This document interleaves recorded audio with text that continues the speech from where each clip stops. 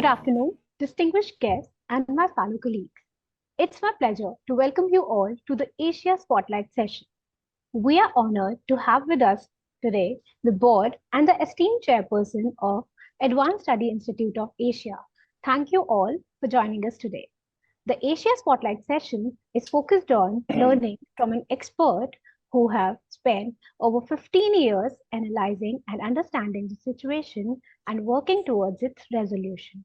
Today, we have the esteemed guest, Dr. Tony Klug, a veteran analyst on Israeli-Palestinian issues and a former senior advisor on the Middle East to the Expert Research Group.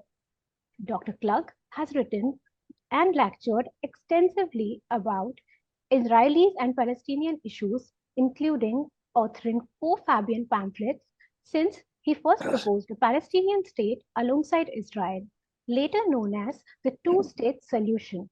His expertise and insights have been recently featured in The Guardian, where he has shared his perspectives on the complexities of Middle East. He has worked for many years at International Secretariat of Amnesty International, where he headed the International Development and Program. Currently, he is a board member at Middle East Policy Initiative Forum and a special advisor at Oxford Research Group. Dr. Klug, your insights and expertise on the Israel-Palestinian conflict are invaluable, and we are honored to have you as a guest today. Now, I kindly ask Professor Amogh Rai, Director Research Asia, to begin the session. Dr. Klug, welcome back and welcome to Asia Spotlight. Dr. Klug, you have been, first and foremost, commendation for what you've been doing with Israel and Palestine for more than 50 years. Your first Fabian, or I think one of the first Fabian pamphlets came out in 1973. Because of the research for this, I had a chance to browse through it and read it. So you proposed, and I think you quote somewhere that you came up independently, but so did other people also, about the two-state solution. And this two-state solution means different things to different people. We are all non-experts who have gathered here to listen to you. Why don't you begin by telling us, what is this two-state solution? Okay, I'm happy to do that. First, I want to thank you very much for the invitation. It's a pleasure to be here and to meet you all, and for the generous introduction. And just before I address your question, I feel that I want to acknowledge the immense pain and anguish that the Israeli and Palestinian peoples have been going through and are still going through following the horrific Hamas attack on Israeli citizens on the 7th of October, and the ferocious and continuing Israeli response delivered on the Palestinian citizens of Gaza. The pain is deep, the emotions are raw, and the fears are high, and people on both sides are grieving and raging. So I want to be careful in everything I say, at least not to make matters worse, because I don't know exactly what areas we're going to be exploring during this discussion. But I am conscious that these atrocious events have opened up old wounds for both peoples, of the Tsarist era pogroms and the Nazi Holocaust for the Jews, and the Nakba, or the catastrophe of dispossession and dispersion for Palestinians. So I wanted that to be my opening remarks, to provide a context for what we are going to discuss. Now, the history of what came to be known as the two-state solution, well, it goes way back, because originally there was a United Nations resolution in 1947, which partitioned Palestine into a Jewish state and an Arab state. To skip a bit, the Jewish state came into existence, the Arab state never did, and the bulk of it was absorbed into the state then called Transjordan, which changed its name to Jordan, which then existed on both banks of the Jordan River. And that territory, Eastern Palestine, from then on came to be known as the West Bank. In 1967, there was a major Arab-Israel war, and Israel captured the West Bank and has ruled it ever since under occupation. Those of us who started to propose a Palestinian state on the West Bank and Gaza after the 1967 war were not terribly conscious of that history at that time. That is to say, we weren't really continuing the history as it was. We were looking at it fresh and asking the question, well, who now should rule the occupied territories of the West Bank and Gaza? Should the West Bank revert to Jordan? Should Gaza revert to Egypt, where it was held under military rule? Should it be taken over by the United Nations? Should it revert to the British Mandate? Maybe Ottoman rule? Or, which is what we felt, it should be run by the people who live there, namely the Palestinians themselves, so that they could exercise their self-determination alongside the Israeli Jews exercising their self-determination. So the initial proposal was for a Palestinian state on the West Bank and Gaza. The terminology, the two-state solution, emerged some years later, and I think it's actually, I use it now because everyone does, but I think it's actually problematic and can be misleading. Now, the way I reached the conclusion, would you like me to continue, or do you want to comment at all at this point? No, please. Okay, I had spent some years involved with the British National Union of Students. I was the deputy president and responsible for international affairs. But I had been president of my own students' union at the University of Birmingham on the 5th of June, 1967, when that war broke out. Emotions were extremely high, much as they are today. And I went through what I would call an intensive immersion course for the days of the war, at the end of which I would say I was very much better informed, but very much more confused.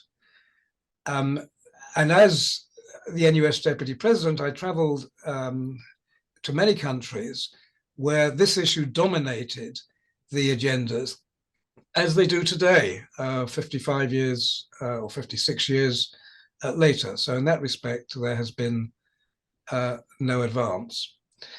When I finished my term of office at the NUS, I returned to my first university at Birmingham in England and embarked on a PhD on the Israeli occupation of the West Bank.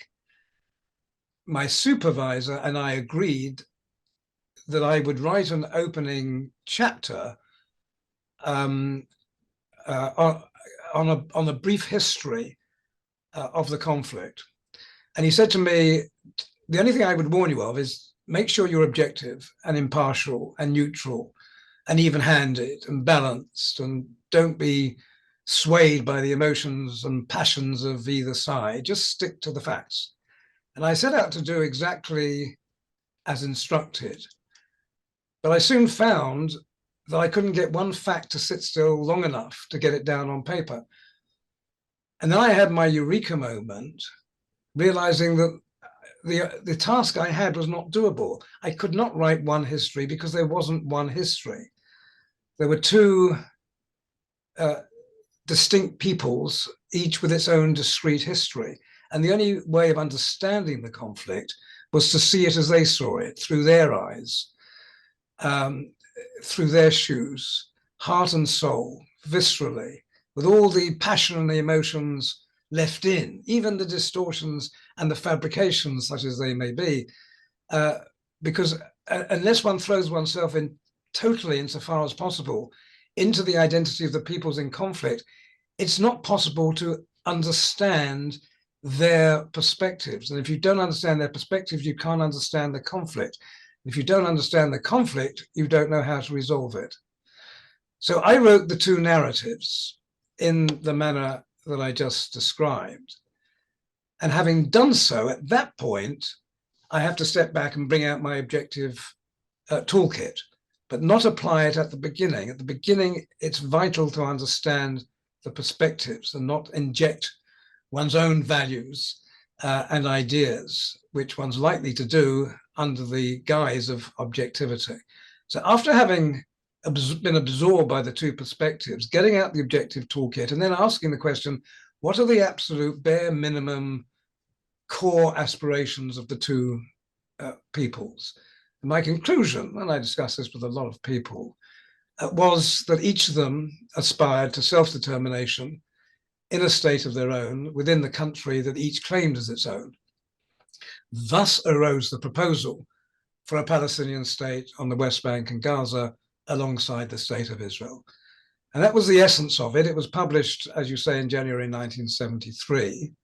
But so confident was I, or so certain was I, that this resolution was so obvious and compelling that the article was published, or the pamphlet was published in the early 1970s, but I fully expected it to be implemented by the mid-1970s. And then I may have been able to get on with something useful in my life rather than have this dominated it. So here we are all these years later, and the question is still on the agenda, but the reasoning hasn't changed. It's exactly as it was. Unless the minimum aspirations of the two parties are accommodated, no solution is plausible. And that's, to me, the first test. Is it plausible? The second test is it feasible? The third test is it viable and sustainable? But any proposed solution which doesn't pass the first test of plausibility doesn't need to take the second or third test. It's not a candidate for a resolution of the conflict. Thank you. First and foremost, I absolutely agree with the sentiment that you expressed before you started making the remark on the two-state theory, the two-state solution. I don't think anybody sitting here looks at the war that is ongoing currently, either as either side.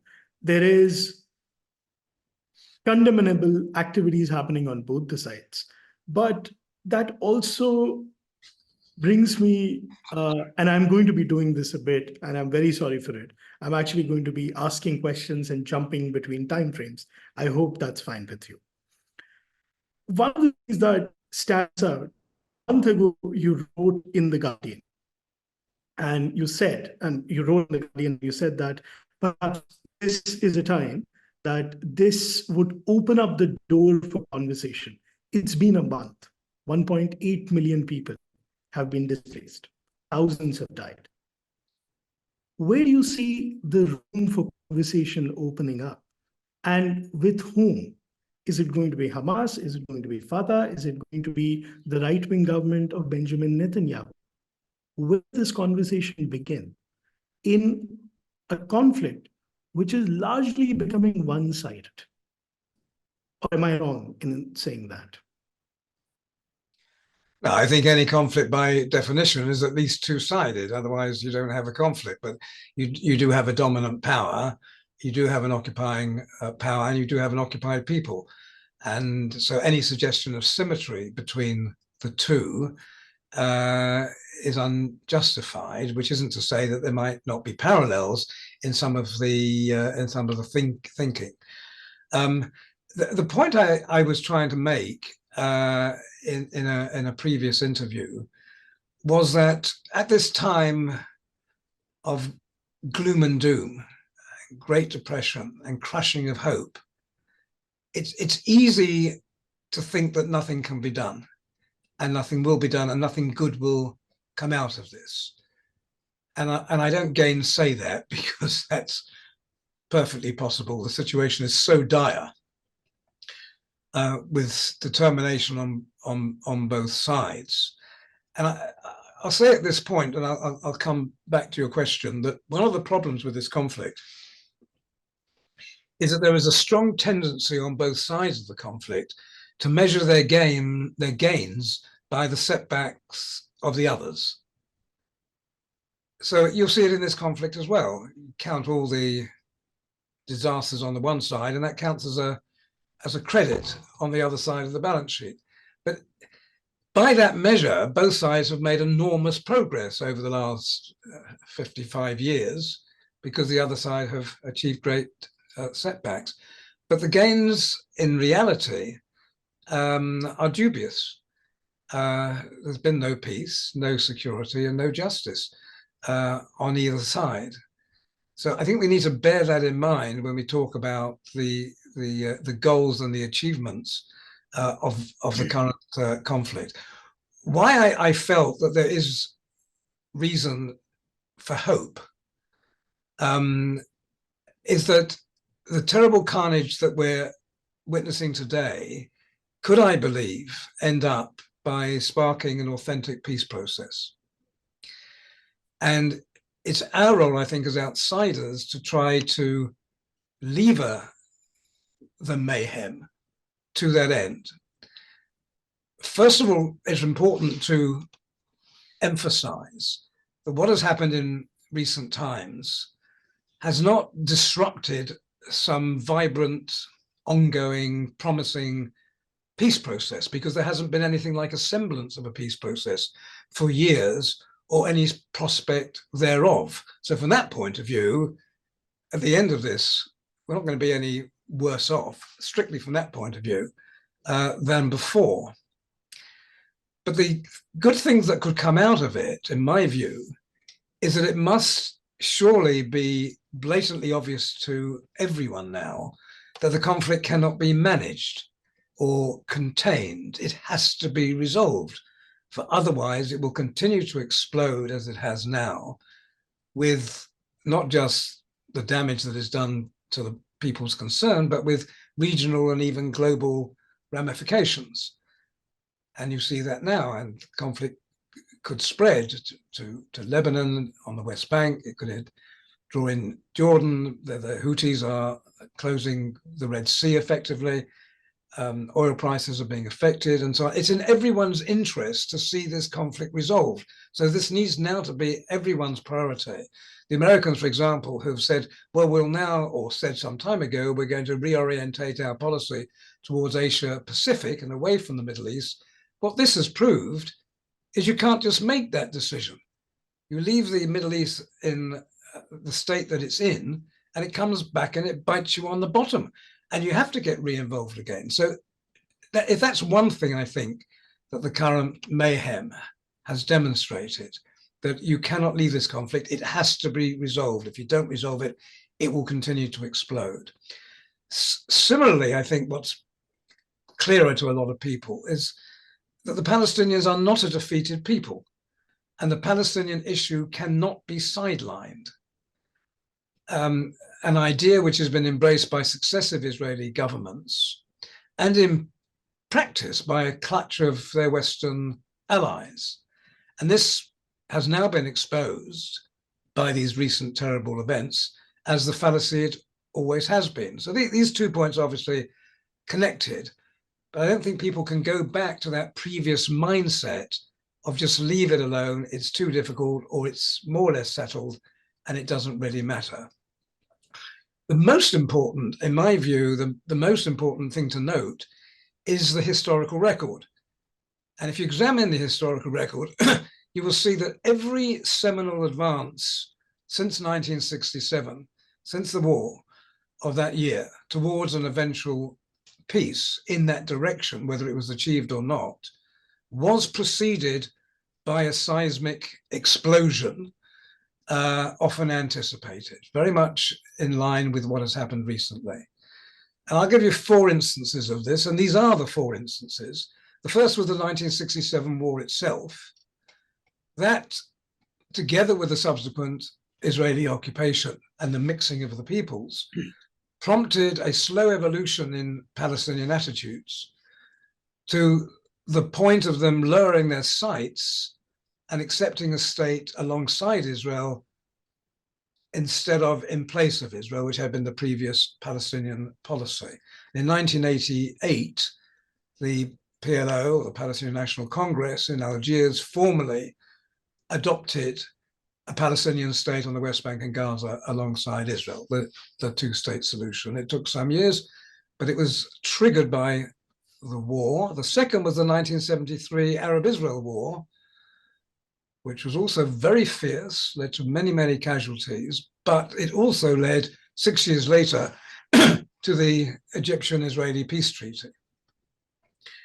My third example was the first, or is the first, Palestinian Intifada, the uprising on the West Bank and Gaza Strip, which commenced in 1987 and culminated again 6 years later in the first Oslo Accord, which at the time was widely believed to be heralding a new era between Israelis and Palestinians based on two states.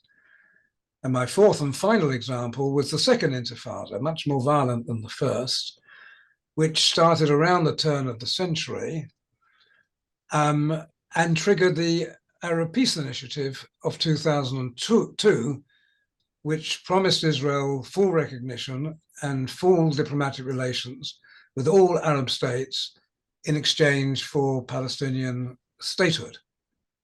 Now, nothing much has come from that, although that offer, I believe, is still on the table and is something I think that could be revived, possibly in revised form.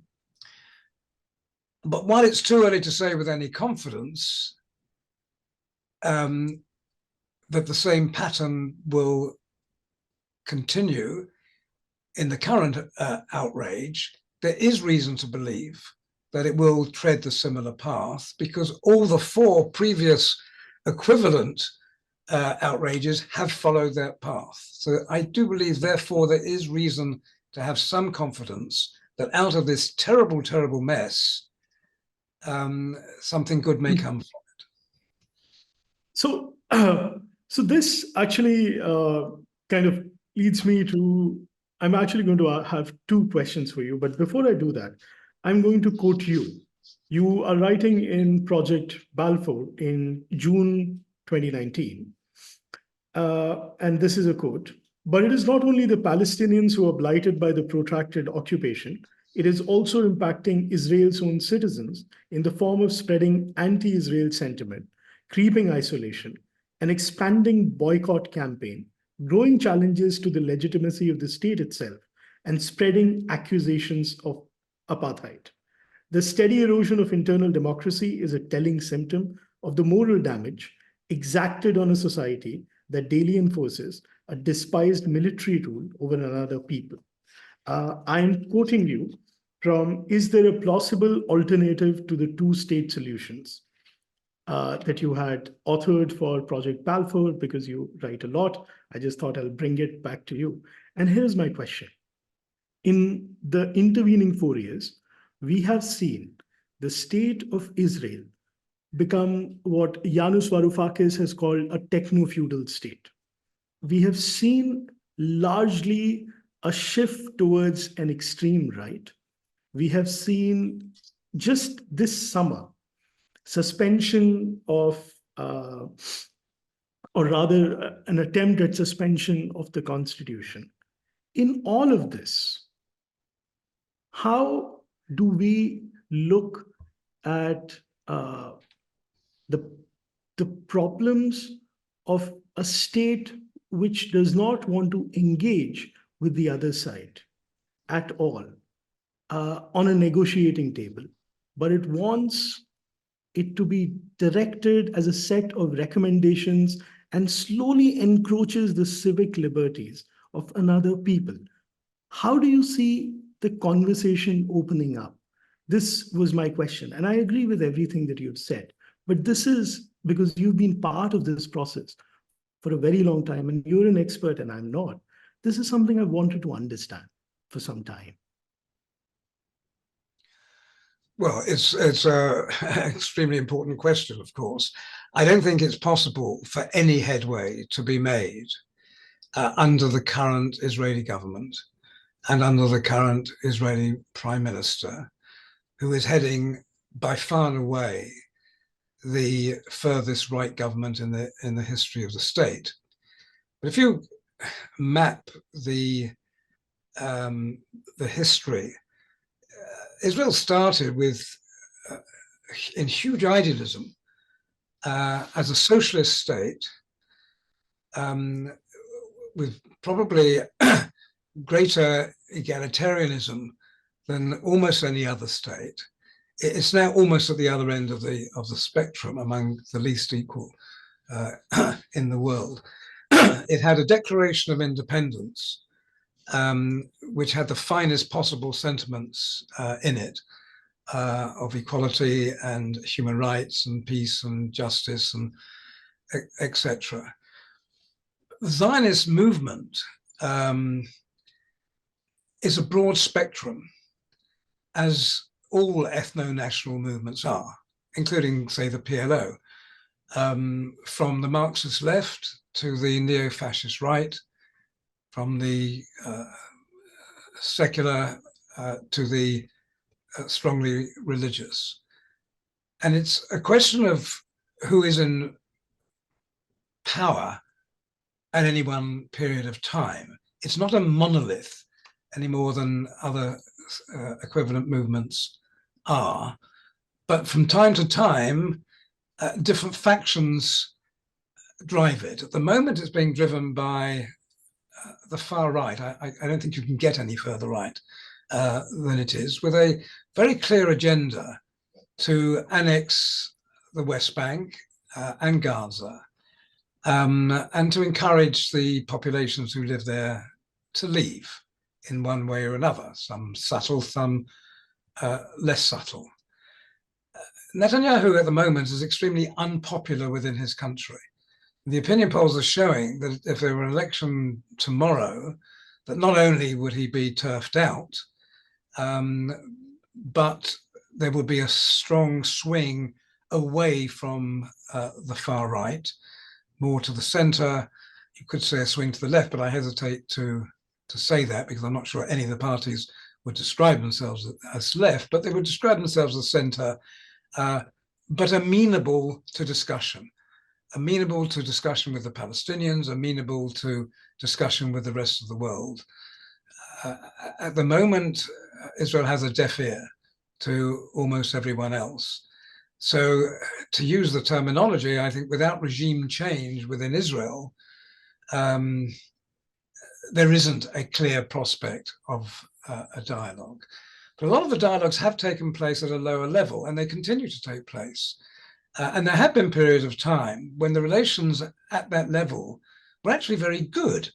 During the period of Oslo in the 1990s, when it was widely thought that there would be a Palestinian state in the West Bank and Gaza alongside Israel before the turn of the century. There were many dialogue groups and friendship groups that started up in anticipation of there being a peace between the two peoples. I don't find it difficult to believe that there could be peace, because many of the negotiations I attended over the years, the discussions I attended, often what they call track 2 meetings, a level below the official negotiation. The relations between Israelis and Palestinians were quite startling. I would sometimes, over a lunch break, make my way to a table with Israelis and Palestinians sitting there for lunch and realize that, not that I was a very unpopular guy personally, but I wasn't terribly welcome. They wanted to talk to each other. And there was this sort of camaraderie, and it was quite astonishing. It was something you didn't see, for example, in the Northern Ireland situation, where people would stay at hotels on the opposite side of the city and meet sometimes in separate rooms. So from that point of view, if the politics got right, I don't think it would be that difficult to get the two peoples working together. The question is, what would be the structure of it? And to go back what I said earlier, I think the structure has to be two neighboring states, which then develop close relations and maybe start to evolve to some sort of confederation in due course, which I think would need to include Jordan. So that would be what I see in the future. Now, how you get there from this point is problematic, because the war is still taking place and emotions are raw and hatred is very high. Although having said that, if you look back in the European history and you consider the relations between the Germans and the French in, say, the early 40s, and then compare them to the mid-50s, when they were moving together towards some sort of European economic community, these things can repair very quickly if the structures are right and if the hostilities are brought to an end. So that has to be the current priority, to bring these hostilities to an end, to stop the fighting, to stop the killing, to release the hostages, and then to have an international-led initiative, because I'm afraid that the two parties at this point are incapable of resolving the conflict at this stage. Before I get into the other questions, you have had some interesting thoughts about sovereignty of the state, or how the state ought to look like. Would you care to draw it out for people who are going to listen to it in the future and the people who are here? I'm assuming by that you mean the sovereignty of the future Palestinian state. Yes. Vis-a-vis Israel. Sorry? Vis-a-vis Israel. Right, and this also relates to an earlier question that that you raised. I think that there's no future between the two parties which isn't one of parity. There has to be equality.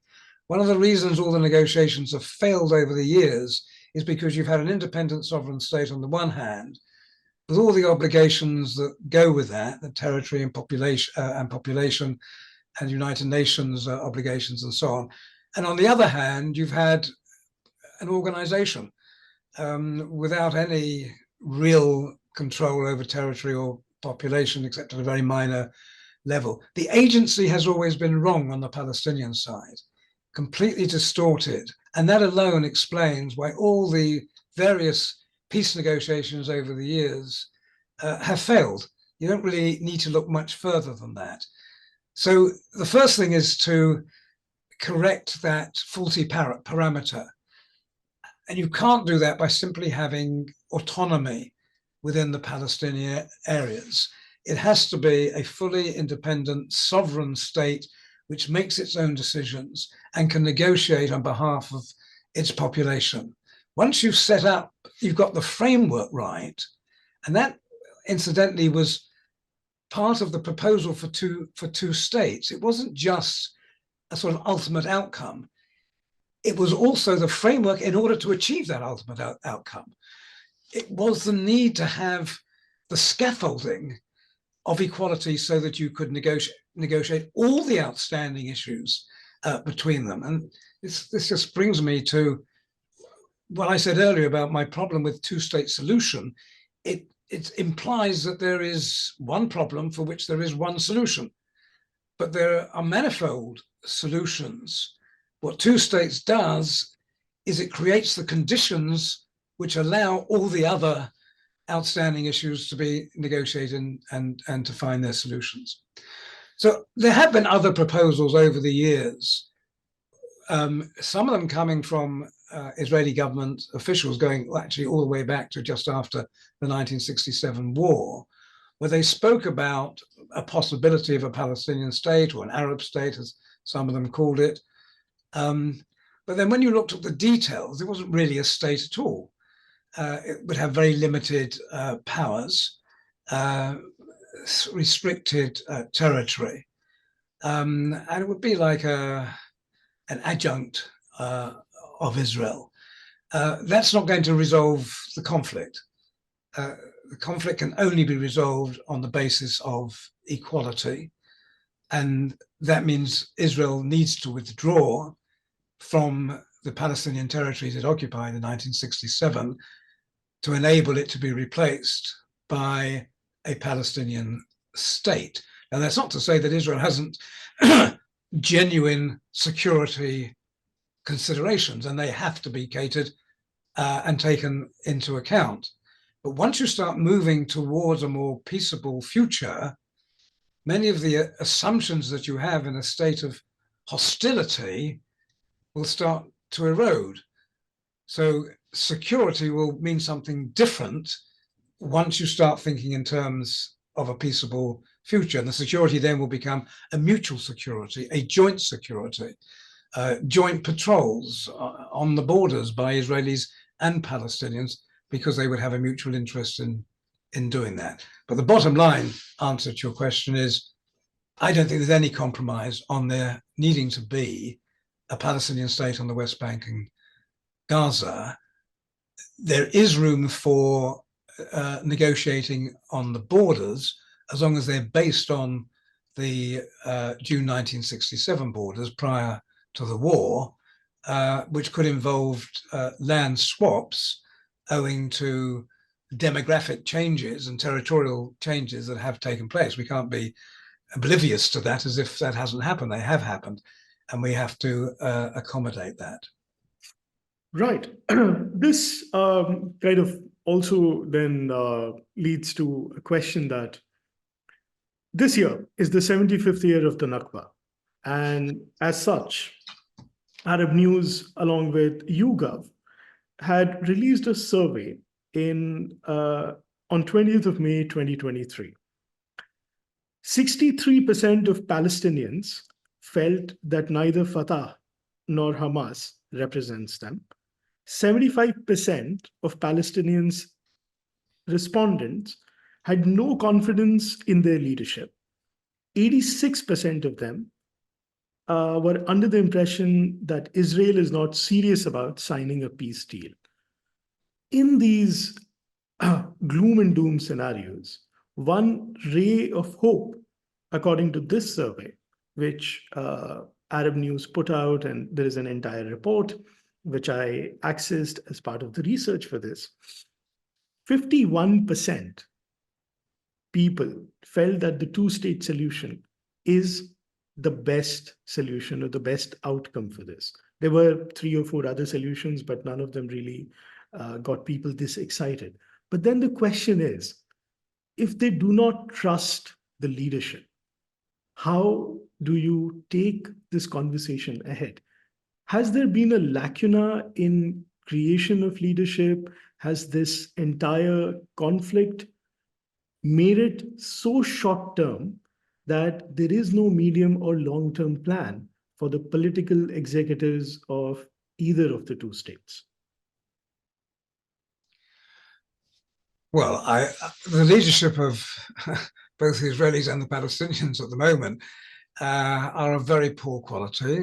I don't think that's a terribly controversial thing to say, and do not have the support of their peoples, although these things can be a little fickle as well, because as you've indicated, the popularity of Hamas was very low before this conflict started. But at the moment, it's picked up and it's at a high level. But that may not last very long either, especially when Palestinians consider what the Hamas provocation of the October the 7th has brought down on their heads, which they probably were aware would happen, because it wasn't that difficult to predict the ferocious Israeli response. But a lot of these things are determined by the broader political circumstances. I'll give you an example of what I mean. Prior to the Oslo Accord of 1993, negotiated secretly by the PLO and Israel, which led to mutual recognition. If you looked at Israeli opinion polls, support for any association with the PLO was down in the basement.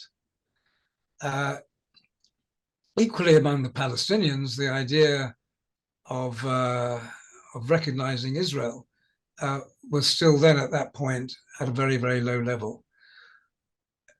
You could almost say the following day, let's say the following week, when Oslo was revealed to the world, the opinion polls swung from one side of the pendulum to the other almost overnight. And why? Because people were given back hope. And hope is crucial in this as in other conflict situations. Hope and a sense of future. A belief that, and of course it also affected the popularity of the leaders who were offering this hope.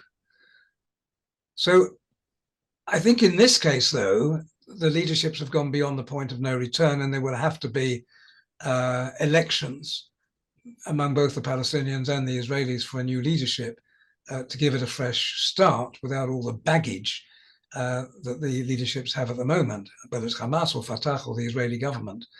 But even that will depend on hope being revived. I want to say before I continue that on this question of opinion polls for the two-state idea, when we originally proposed it in the early 70s, there was almost no support among Israelis and Palestinians for the two-state solution.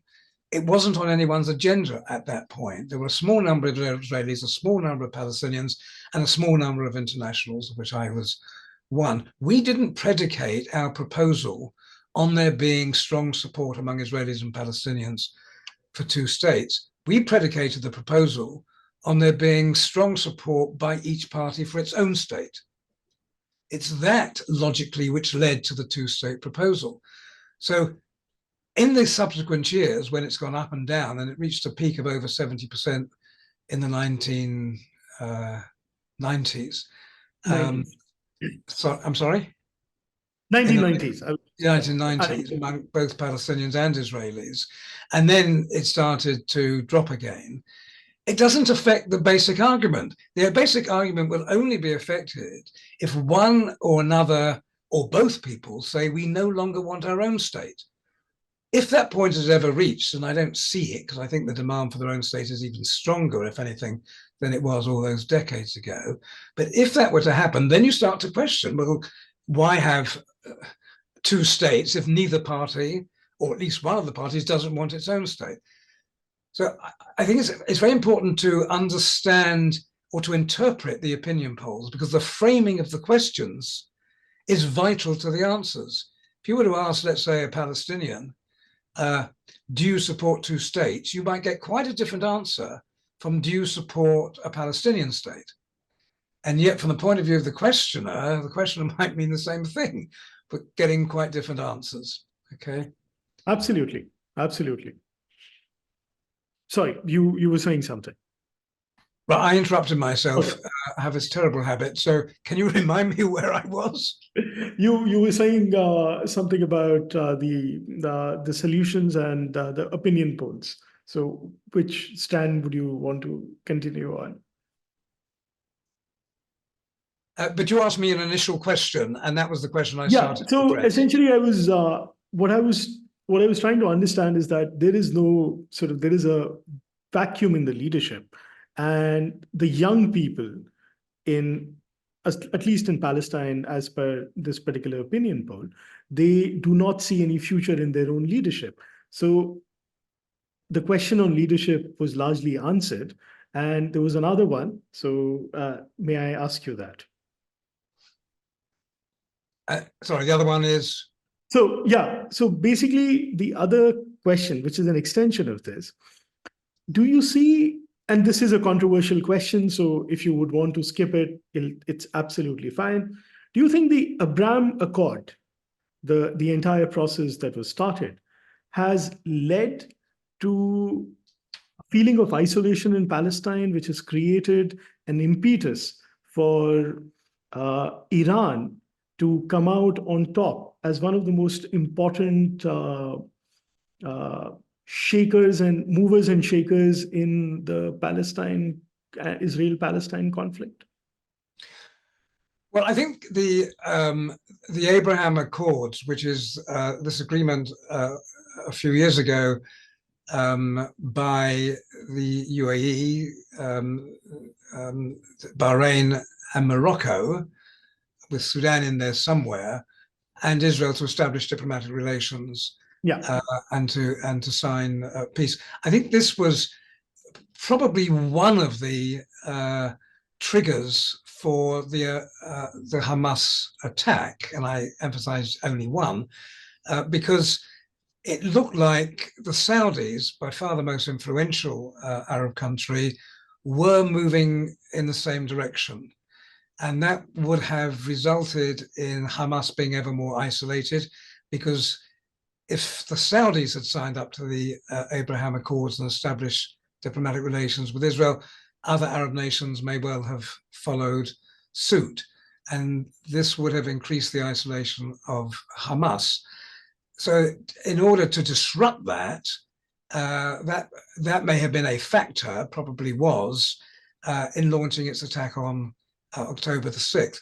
Whether Iran had anything to do with that is a moot point. Iran denies that it even knew of this attack in advance, and no one has actually suggested otherwise, except purely in speculation, but there's no evidence of it. So I think at the moment that may be a little bit of a red herring. In fact, Iran at the moment may be performing, but we are now in the realms of speculation, a restraining role in relation to Hezbollah, the large and powerful Shia militia, allied to Iran, a Shia power. But I think that as far as Iran is concerned, having Hezbollah there in Lebanon with a huge arsenal, tens of thousands of rockets, maybe into the hundreds of thousands, which are poised to attack Israel at some point. I think as far as Iran is concerned, they're there in case Israel were to consider attacking Iran to destroy its potential nuclear capacity. And then they could, Hezbollah could respond to that by attacking Israel from the rear. So Iran doesn't really want Hezbollah to start charging or using its military potential on this conflict with Hamas, when the intention was that it would be used in favor of Iran, not in favor of Hamas. So I don't think we can say at this point that Iran is playing a mischievous role, unless you then look at the role of the Houthis in Yemen, which is another Shia group, which have been launching rockets originally at Israel, but now to shipping in the Red Sea. And it's very likely that Iran is in some way behind that and supplying the ammunition, because it's a hell of a thing for the Houthis to take on just on their own. So I think it's a mixed bag at the moment. And I think any solution, I mean, I'm now talking maybe at a too hopeful a level, but I think in the end, this conflict, the Israel-Palestine conflict, which is a conflict between the two peoples, but because it has ramifications throughout the region and beyond, I think we need a full comprehensive resolution to every aspect of the conflict.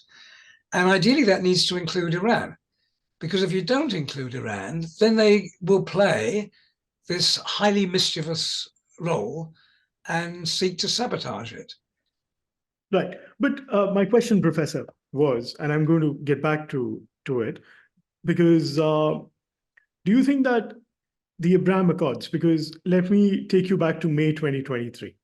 There was a statement, I think, from the American topmost diplomat, the Secretary of State, and you also referred to it, that they wanted to move the focus to the Asia Pacific. You know, Middle East was something that they had figured it out. It was solved, more or less.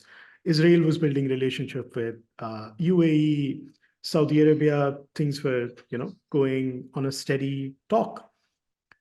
Suddenly today, and I think there is an article that has recently come out in Foreign Affairs, which says that now in the Arab world, the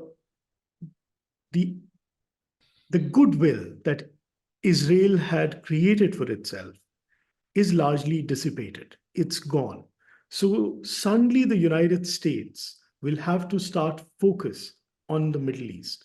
And in this, the Abraham Accords, they kind of come up as a sort of a red herring, because not everything was well under the hood. But we really wanted to kind of say and tell ourselves that everything is fine, we can move on. So one is that. Second, and in all of this, you have China that comes up as a mediator. Now, this is very interesting, because the Chinese as mediators do not really have a very sterling career. They don't really, when you think about negotiation, the Chinese state might not be the best one to do it. And today, the American reputation, because the president of the United States has often said that people of Palestine are free to determine for themselves, but in a recent UN vote, of the 4 countries that abstained, the United States was one of them. Do you see a deficit of trust between the allies? And this opens up, because of the machinations of the Abraham Accord, room for players like China, Russia, which are aligned to one side, come and create chaos in a very volatile region. Again, this is a speculative and possibly a controversial question. So I would understand if you would say that this does not make sense at all. It makes perfect sense, and you raise extremely important points, and I thank you for them. You referred to a deficit of trust. I think there's a deficit of trust everywhere. There's no one country or body which has the trust of all sides, or even the full trust of any one side. But it's a question of how you spark an initiative. What needs to happen, in my view, but because, by the way, I mean, what you said about China as well, it would apply to the US as well. Absolutely, absolutely. Within the Arab world as a whole, but also within Israel, and between the Israeli leadership and the US leadership, there are really serious tensions. And the US role historically as a mediator, as an honest broker, has been anything but a proud one, with maybe 1 or 2 small exceptions. But at the moment, you have a huge wind, a tsunami of hostilities. And there's no obvious stopping to them. Lots of platitudes. The violence must stop. The hostages must be released. We must pass a UN resolution. We must condemn this, criticize that, and so on. But these are statements. The question is, how do you stop and then reverse this tsunami of war and hostilities? And I think the countries of the Abraham Accord are key to this. It wasn't obviously an originally envisaged role for them to play, but given that the Accords exist and they're in place, and I don't think they're quite at the level of jeopardy that you've described them, they're certainly under a lot of pressure.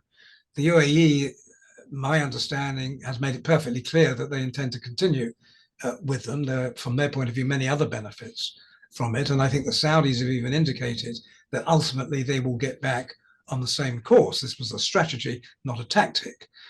But given the ones in place at the moment, I think they could play a vital role in spearheading an initiative from the region.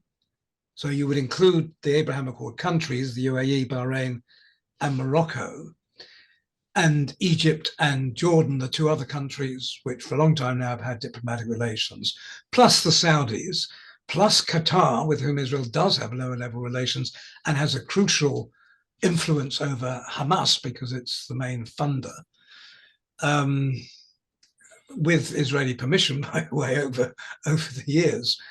I'd like to see an initiative come from the region, spearheaded by these countries, supported by the whole Arab League, and supported also by other major powers, including the US and the UK and the EU countries, and other countries like India, who you haven't actually mentioned, itself could play a critical role in this, and has a history with the conflict, as well as maybe, well, as well as China and other powers, because I think this has to be a comprehensive tsunami of an initiative which completely changes the wind. And once the wind changes, so many of the things you've referred to and others change with them. It's all a question of changing the political climate. We have a clear example of this in the peace initiative of President Sadat of Egypt in 1977. Now, I know a lot of people don't remember that terribly well, partly because a lot of people weren't born then. But I do remember it very well because I was engaged with it. I was in Egypt and Israel and back in Egypt during that whole period of time. And what President Sadat did was, the way I described it at the time, was he cheated on history. He started with the end product and then worked backwards. That is to say, almost out of the blue, with about 2 or 3 days' notice, he announced that he was ready to travel to Israel at a time, this was only 4 years after the 1973 war, and at a time when the speculation, especially in Israel, was that another war was due at any moment, and they were preparing themselves for it, including mentally. And yet here is the president of Egypt who declares, I'm ready to come and speak at the Israeli Knesset, the parliament, and to the government. The government had little choice but to issue him with the invitation, and he came. And I was in Israel at the time that he arrived. When the Egyptian plane came into Israeli airspace, there was a massive woof, whoop of the whole country, everyone glued to the television set if they weren't watching it live. And he landed, he spoke to the government, he spoke to the parliament, but more importantly than that, he spoke over their heads to the Israeli people. And he won over Israeli public opinion. And Menachem Begin, who was the Israeli prime minister at the time, and he'd only been elected a few months earlier, lost control of Israeli public opinion to Sadat. Because what in effect he said, not literal words, but what in effect he said was, here I am, the Egyptian pharaoh. I've come over the desert to welcome you, our cousins, our younger cousins, back from where you came. You've been on a difficult journey for 2,000 years. Lots of terrible things have happened to you, but you've come home and you're welcome home. And we want you back here. And we will not threaten you, but there is a price to pay. And the price is every last grain of Egyptian sand that you captured in the 1967 war, we want back. And if you give us that, you get full peace and full diplomatic relations and everything that goes with that. But you hold on to 1 grain of our sand, you get nothing. And that was the deal. And every time the Israeli prime minister tried to duck and weave and say, well, maybe we can just keep Sharm el-Sheikh down on the Red Sea coast, or the road going that direction, or Taba on another border, and so on and so forth. Every time Sadat said, you get everything for everything or nothing, the Israeli people said they support Sadat in so many words. And in the end, Begin did the deal and Egypt got everything back and Israel got full diplomatic relations. Now, that was considered within the wider Arab world to have been a betrayal by Egypt because he came out of the Arab consensus, although they've all come out of it since then, nearly all of them come out of it since then. But at the time, Egypt was even expelled or suspended at least from the Arab League and the headquarters were removed from Cairo to somewhere else, I think Tunis. And so no one ever studied what Sadat did. He called the psychological dimension 70% of the conflict. Well, you can put any figure on it you like, but what he was saying is it's a very high level and it's often ignored. And when the Arab League did something similar in 2002, offered Israel full everything in exchange for Palestinian statehood, the one thing they didn't do was agree to make any sort of effort to persuade the Israeli people that this was a deal that they should accept and was very much in their interests. They went around the rest of the world explaining why it was a good idea, but it came over as if to say, well, we're the goodies and Israel is the baddies, instead of doing what needed to be done. And I think one of the reasons for that is that they couldn't stand the idea of exploring what Sadat did and how he did it, understandable reasons, because the mood then wasn't right. But today, if the Arab world could do something similar, and I'm not underestimating the problems and the difficulties, but if you could get into that sort of mode of thinking, you win over Israeli public opinion and then think, how do you do it? Israeli public opinion is not to the far right. It's moving, it's shifting, it doesn't know where to go. It's leaderless, it's fearful. its basis has been removed. It no longer feels secure where it is. And that was the whole idea of Israel, to give the Jewish people some security and stability. And that has been removed. And this government is not going to replace it by pulverizing Gaza and achieving an objective, destroying Hamas, which they won't achieve. But it could come from the Arab world as a whole. We're not where we were 10 years ago, or even 6 or 7 years ago. There are several Arab states who have diplomatic relations with Israel. And I think a delegation of the nature that I am talking about, doing something rather similar to what's the Dutch, that is what is needed to turn the tsunami of hostilities to a tsunami of peace. Professor Klug, one of the enlightening things of talking to people who know a subject so well is that you can keep on asking them a lot of questions, but I'm going to resist this impulse. I'm going to ask you last 2 questions and open it up for a short interaction with, I'm actually one of the least informed people on this. I've had to do a lot of research, but there are people here who know more about this than I do. But this is my job as the moderator. 2 short questions, and then I open it up for a 15-20-minute discussion with the people here. One, how do you see Qatar placed in all of this? Qatar has been playing a very important role in back channel negotiating. It's been working on, along with Egypt, the United States, it's been trying to stop the war, or at least a ceasefire. How do you see Qatar? Because a few years ago, it was cut off from the rest of the Arab world, and it's where Hamas is based. So what role does Qatar play in all of this in the future? Aha. Well, in the past, of course, it's been playing a major funding role for Hamas. And as I indicated briefly earlier, those funds could not have been transferred from Qatar to Hamas without the authority and approval of the Israeli government. So the Israeli government, in my view, doesn't really have a strategy at the moment, because it had a strategy to keep time to time, rather cynical phrase, but to keep it in power to prevent the Palestinian Authority from taking it over,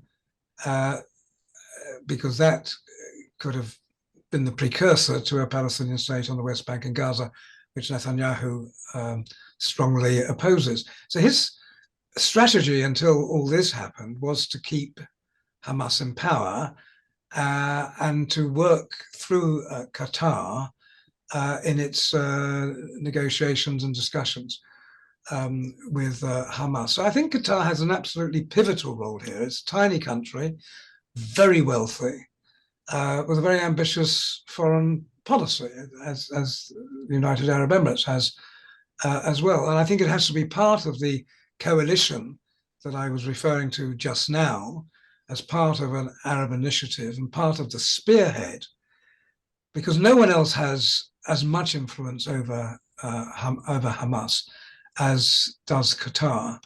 So I think their position is absolutely crucial, also as a mediator, because although they weren't part of the so-called Abraham Accord, and they don't have diplomatic relations with Israel, they do have lower level relations. And you might have noticed that they're certainly the head of the Israeli intelligence agency, I think, has traveled back and forth to Qatar a fair amount at recent times to discuss this and that. So it wouldn't be a new role for them to play, not just as a mediator, but as a spearhead, and for the whole of the Arab world to say, enough is enough. This conflict has gone on for too long. It affects too many people, and we need to put an end to it. And we are in a position these days to do so. And Qatar needs to be an integral part of that. Right. That brings me to the last question. What do you see the universities where anti-Zionism or anti-Jewish propaganda or anti-Muslim propaganda, this is serving no purpose. It's just backtracking a possible solution. How does the world deal with this in an age of instant communication and social media? What do we do? How do we make history less amnesiac to people around us? Well, I mean, there's no quick fix to that. I mean, the problem is that the root of all those issues lies in the conflict. Anti-Semitism, anti-Arab and anti-Muslim and anti-Palestinian sentiment go up and down together. They look like separate phenomena, but really it's the same phenomenon. And countries try and introduce legislation to prevent certain things from happening, and people on both sides complain that they're oppressed and their free speech is restricted. So you have new ordinances and protests and marches and so on and so forth. But they won't achieve very much. They might achieve some, have some effect locally here and there. The only thing that can resolve all those issues is the resolution of the conflict. And the rest of that might have done some damage in the interim, because this is one of the problems with this conflict. It seriously damages communal relations around the world. I mean, Jews and Muslims and others reach each other's throats. Not that either are monoliths, because there are many Jews who dissent, for example, from the actions of the Israeli government. Many will argue that what it does is fundamentally contrary to basic Jewish values of justice, peace, and equality. But there are a huge number of Muslims and Palestinians who would totally dissociate themselves from the murderous attack by Hamas and the callousness of it, which they will say just doesn't represent Muslim values in the slightest. There is a potential to turn all these things. I remember in the 1970s, there were a number of Jewish Palestinian dialogue groups and friendship groups mushroomed at that time. But they all came to an end after the assassination of the Israeli Prime Minister Yitzhak Rabin, Exactly. Yeah. who had been a big warrior, but became a very strong peace enthusiast. In fact, he was assassinated as he was leaving the stage of a massive peace rally in Israel, attended by hundreds of thousands of people, calling for peace and calling ready to accept a Palestinian state on the West Bank and Gaza. I mean, it's a misreading to think that these currents have not existed within Israel and are still there beneath the surface. But once you go into a mutual destructive mode, the worst comes out of people. If that can be reversed, then you'll find all sorts of new political currents will emerge again. So ultimately, there isn't a simple answer to it. It is terrible, the rise in anti-Semitism and the rise in Islamophobia in countries around the world. And they can be dealt with up to a point locally. But ultimately, the only way of reversing the spiral is to end the conflict. Absolutely. And that is the hopeful message I would like to take away from it. Now I'm going to be opening it up to the people who've been listening to you very patiently. And indeed, they must have learned quite a lot. I have. I think our chair has a comment. Thank you, Amogh. This was absolutely brilliant on your part that you brought out the brilliance from Professor Klug. So it's compliments both ways. So your discourse has really excited us, and I think that we have been, we have been victims only of the BBC and Al Jazeera trying to learn what we could. But today, what we learned from you is seminal, and I hope that the Asia Group will be able to circulate this widely as much as possible, because there's so much to learn from what you said this afternoon. I have 4 points, sir. I think that the Hamas knew fully well what they were doing, and they expected this reaction from Israel. They knew the cost that the people of Gaza would ultimately ultimately pay. And they were basing these calculations, I think, on the following.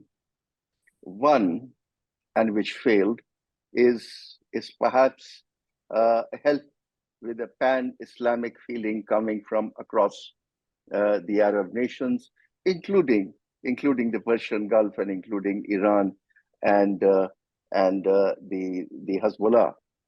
I thought that they expected some kind of a united protest, number one.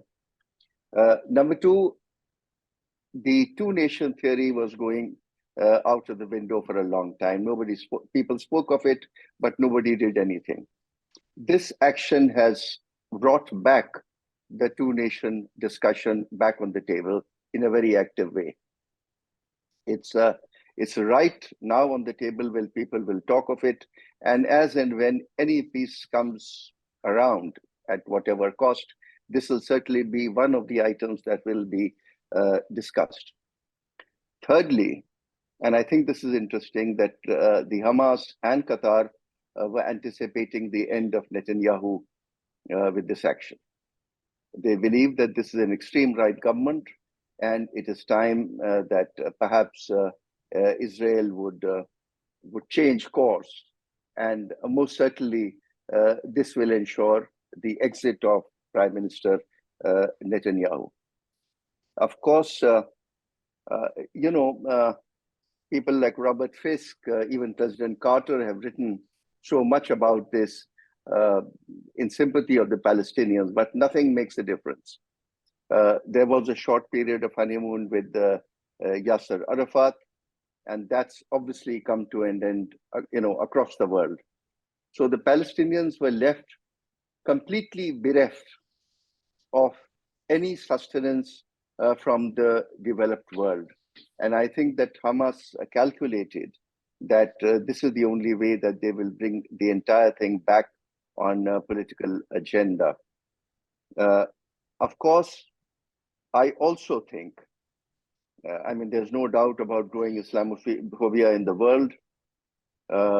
It's thanks to a lot of fanatical and barbaric actions by Muslims across the world, I would say. But it will certainly give rise to anti-Semitism right across Europe and North America.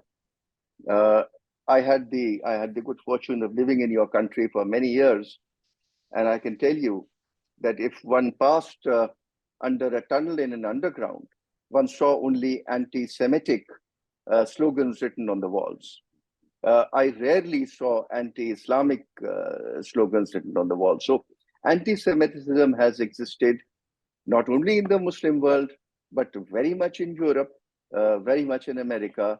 And this, because the Jews are a very small number of people, I think that they will face an enormous backlash in terms of physical security across the world. It's only time will tell. So I think now, whatever the cost the citizens of Gaza are paying, ultimately this results beneficial to the citizens in the longer term. B, I think Hamas knew of this. And C, I think that there will be a course correction in the current right-wing Israeli thinking. You spoke of India, and you said that India will play a role. I'm afraid India is not playing a very positive role in all this. It comes because in the last 20 years, India has tried to establish closer links with Israel, and we have been borrowing heavily in technology and in armaments.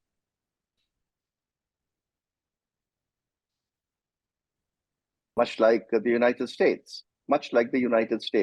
So in terms of unbiased players in all this, unfortunately, there are none, because countries like Turkey, etc., are playing the communal card in terms that they are Muslims, and the Arabs are hardly reliable.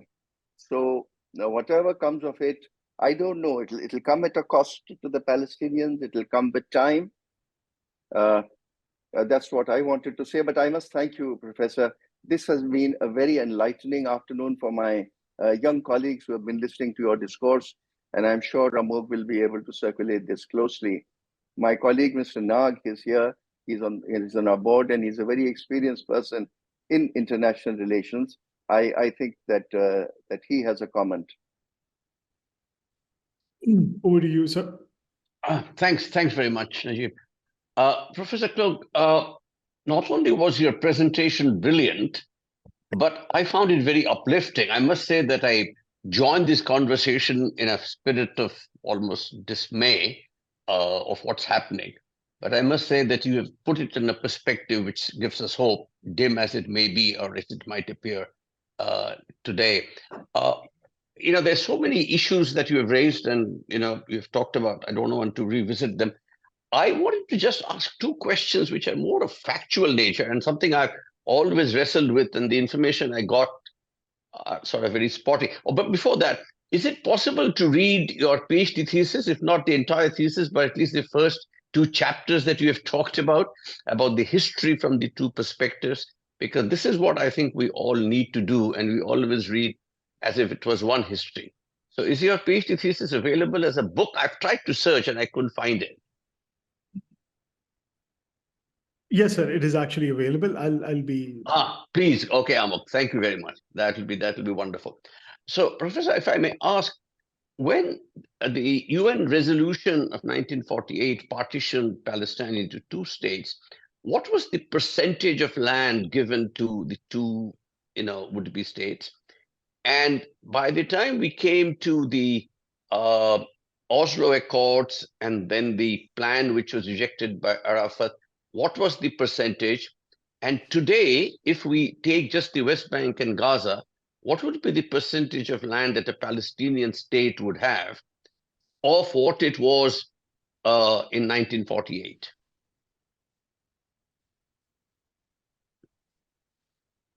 Is it my turn? Yes. Yes. Yeah, if you would please, yeah. Well, first of all, thank you, both of you, for your own insights and for your very penetrating questions, and I'm not sure I can do justice to them. Let me just respond, first of all, if you don't mind, Najeeb, to Rajat, and I hope you don't mind if I use first names. Please. The question of percentages, in the 1947 partition UN resolution, I think it was something like 55% to Israel and 45% to the Palestinian state, but I'm not certain of those percentages, but it was in that sort of order. Following the war of 1948, I said earlier that Transjordan, as it was then called and became Jordan, incorporated the bulk of Eastern Palestine, what then became called the West Bank.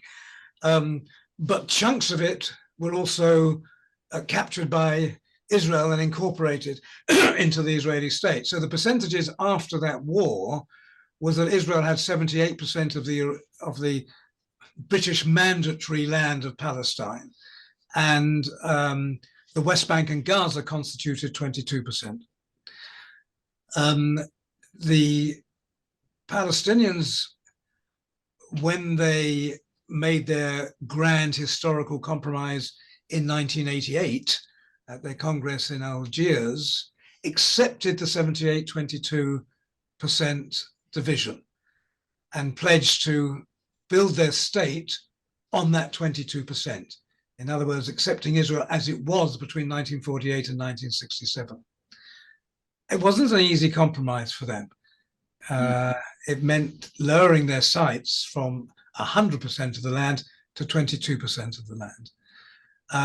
It's a deal that I think in an earlier period, Israelis would have been dancing in the streets to accept. But by then, right-wing governments were in power, and they never rejected it, but they never accepted it. I think Arafat gets a rather bad press. I mean, I'm aware of many of his flaws, but I think he was the guy who was prepared to do the deal, could have done the deal, could have delivered the people, And I think that he has been demonized more than he deserves. I think that was a great opportunity missed. And not just on the side of Israel, on the side of the Americans who demonized him, but on his own side as well.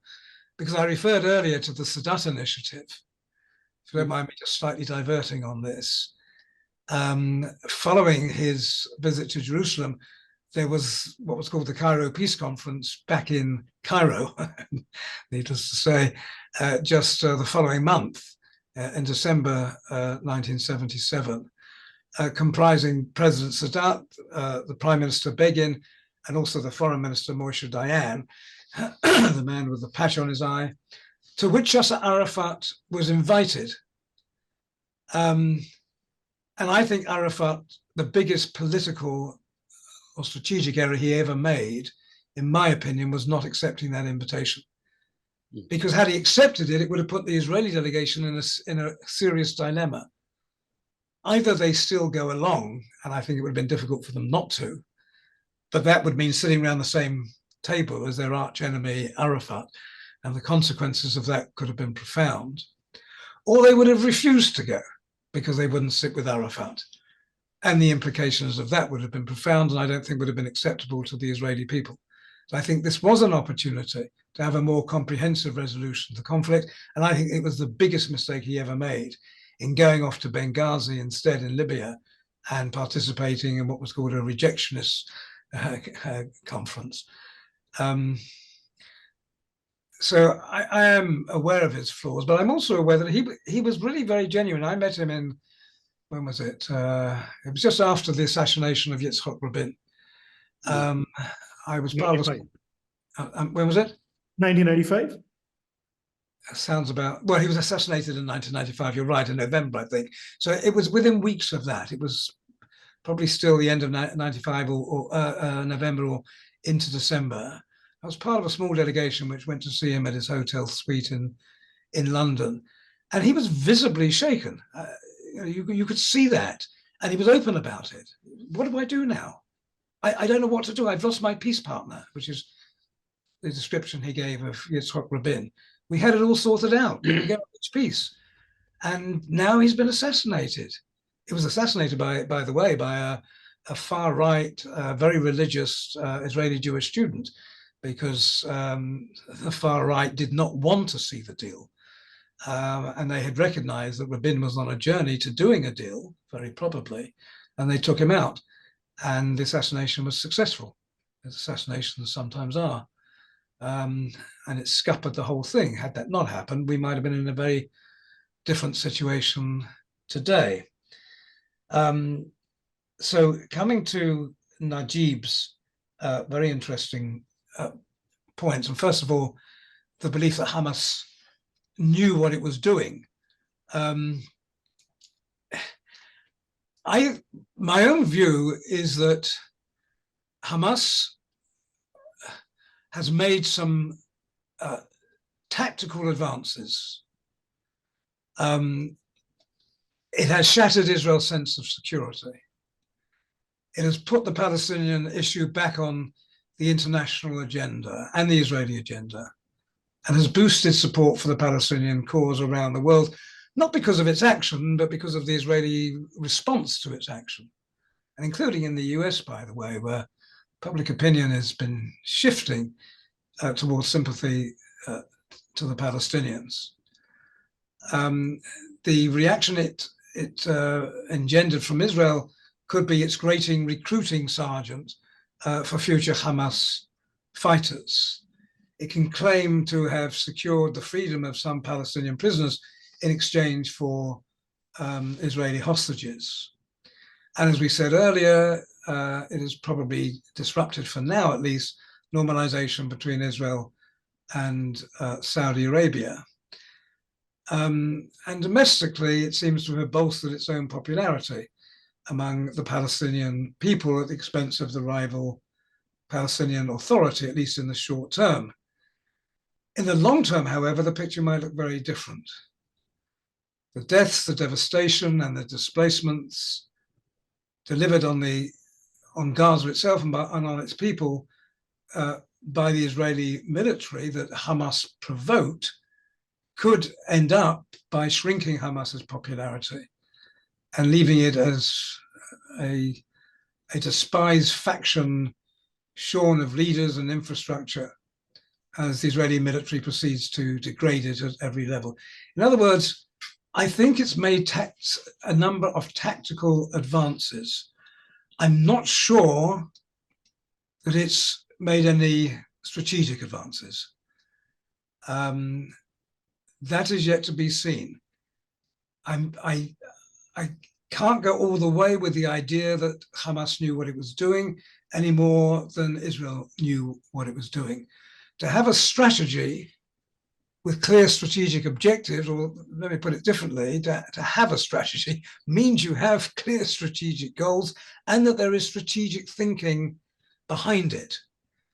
Now, I had a long private discussion in 2010 with a senior Hamas government official in Gaza.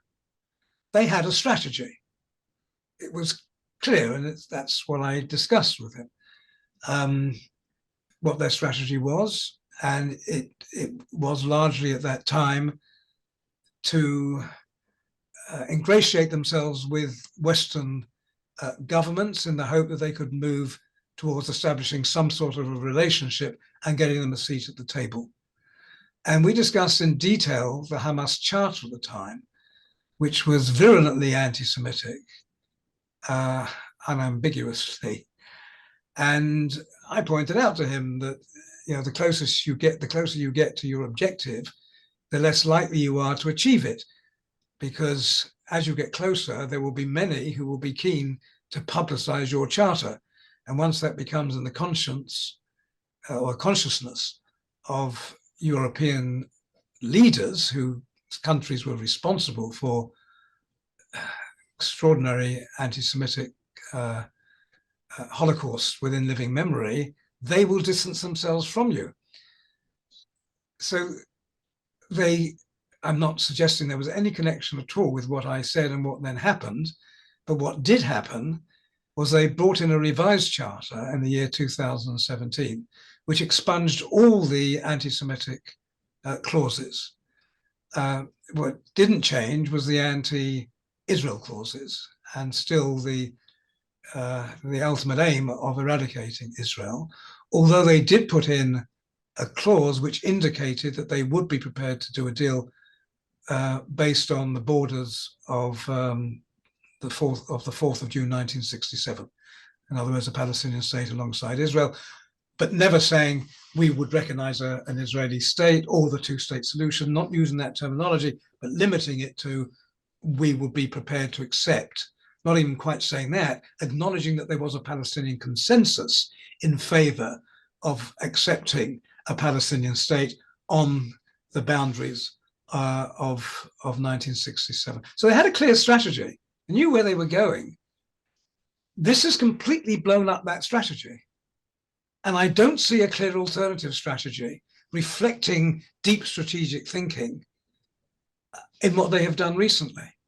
I can see the frustrations, I can see the murderous intent, but I don't see a strategy. I see a collection of tactics which don't in and of themselves amount to a strategy. By the way, I don't see an Israeli strategy either. I don't think either of them truly knew what they were doing.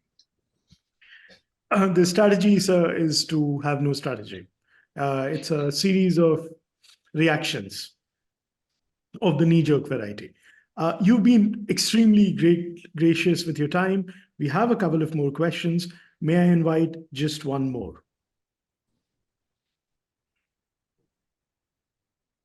Can I do that? Can I have one more question? Otherwise, while people are waiting, I could respond to one of the other questions from there are two questions. Yeah, please. Oh, there are. Sorry, yes. There are. So maybe why don't you go ahead? This would be the last question. Yeah. Okay. Thank you, Tony Klug, sir, for coming and for the session. So my question would be like this recent escalation of the conflict between between Hamas and Israel. What is the voice of the youth in that, both in the campus and off campus, but largely the youth? First of all, Niti, I realize you're the person with whom I have been corresponding over the last couple of weeks. It's a pleasure to meet you in the flesh. When you say of the youth, do you mean within Israel and Palestine or outside of those countries? So majorly within Israel and Palestine. Yeah. Okay, well, I'm not the best person to answer that question, but I can answer it in more general terms, that when countries actually go to war, and it's something which in your region I'm sure you're familiar with, people tend to close ranks and they support the war effort. And of course, there's a huge amount of propaganda about the threats and the fears. And unless we hold together, we're in danger of being taken out altogether. So it's not a good time to judge what the authentic opinion is on campus or anywhere else actually in either of the countries at this point. You might remember in Israel, for example, before the war started, there were huge demonstrations on almost a daily basis, tens of thousands, even into the hundreds of thousands within Israel against the Netanyahu government, partly on the basis of some of the reforms they wanted to introduce, or they call them reforms, to change the power balance between the parliament and the judiciary. But it was a power grab, and many people saw that and they took to the streets. A lot of people who'd never demonstrated before in their lives to combat that. The war came, and even reservists, Israeli army reservists, were refusing to serve their training periods within Israel because they wouldn't serve for a corrupt government. And Netanyahu himself was under indictment, he still is, on grounds, on accusations of corruption and bribery and fraud, and that those trials continue. And all that came to a stop, and it really suits, I mean, I don't want to be over cynical about this, but there are people who say, and I don't know how true or otherwise what they say is, that, you know, to a large extent, Hamas gave the pretext, of course, and a strong pretext, but this is a way of Netanyahu staying in power and out of jail. And he doesn't have support for any of that, except on the far right among the people of Israel. But it's only when the war comes to an end, which sooner or later it will do, but no one knows quite how and what the form will be and what will follow it. But when it does, then you'll get all these political currents within Israel, among the Palestinians, and elsewhere starting to come back to the surface. And then ask a question again, and we'll have a much better answer. Awesome. Thank you, sir. Thank you. So, Professor Klug, you have been very, very generous and gracious with your time. And I'm pretty sure there would be a lot of other questions, but I also understand that you have other things that you would want to do. So we are now going to close it formally, but before we do, thank you so much for doing it. Thank you so much for answering, which I'm presuming some of the questions would have been pretty out there, but thank you for doing that. And a lot of your writing has made sense, at least for me, for this region, which is very important, but also very volatile. Now I'm going to ask my colleague Shipra to come in and formally close the session. Thank you, sir, for the insightful session. Thank you, everyone, for attending the session with Dr. Tony Klug. Your questions and engaging discussions truly made the session a success. Thank you, everyone. May I just add my own deep thanks to you all. You've been a wonderful panel. And for me, it's as good a way of spending just over an hour as I could, over an hour and a half, that I could possibly imagine. And it just shows you how quickly time goes by when I don't want to say you're enjoying yourself, because this is not a topic to enjoy, but it's been a very pleasant experience for me too. And I'm very appreciative of your invitation, and thank you all very much.